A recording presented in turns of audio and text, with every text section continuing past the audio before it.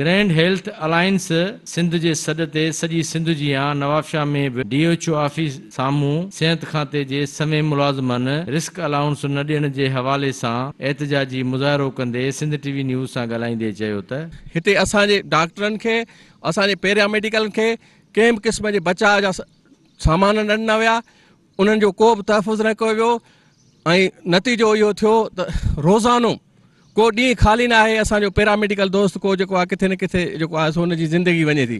जेको high risk allowance असांजो आहे असांखे ॾिनो वञे। असांजा बि नंढड़ा बच्चा आहिनि फ्रंट लाइन में पहिरियां असां पैरामेडिक्स आहियूं। असां हिकिड़ी चेन आहियूं, डॉक्टर साहब नर्सिस पैरामेडिक्स असां चेन आहियूं।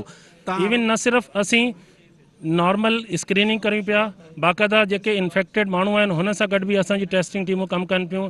असां CM साहब ऐं मिनिस्टर हेल्थ साहिबा खे गुज़ारिश कंदासीं त महिरबानी करे पैरामेडिकल्स ऐं जेके बि डॉक्टर्स हिन करोना ख़िलाफ़ जंग विड़ी रहिया आहिनि, महिरबानी करे उन्हनि खे रिस्क अलाउंस ॾिनो वञे ऐं उन्हनि खे ॿिया जेके बेनिफिट आहिनि उहे ॾिना वञनि। त हिकिड़े पंजाब में हिकिड़ो निज़ाम आहे, KPK में ॿियो आहे, बलोचिस्तान में टियों आहे। पाकिस्तान जे अंदरि चइनी सूबनि में हिकु जहिड़ो निज़ाम करे मुलाज़िमनि खे टाइम स्केल, रिस्क अलाउंस, आयल मरावतूं सभई जेकॾहिं ॾेई ऐं ही बेचैनी मुलाज़िमनि मां ख़तमु कराइनि। कैमरामैन रफ़ाकत आरई सां गॾु ज़ुल्फ़कार ख़ासकेली सिंध TV न्यूज़ नवाबशाह।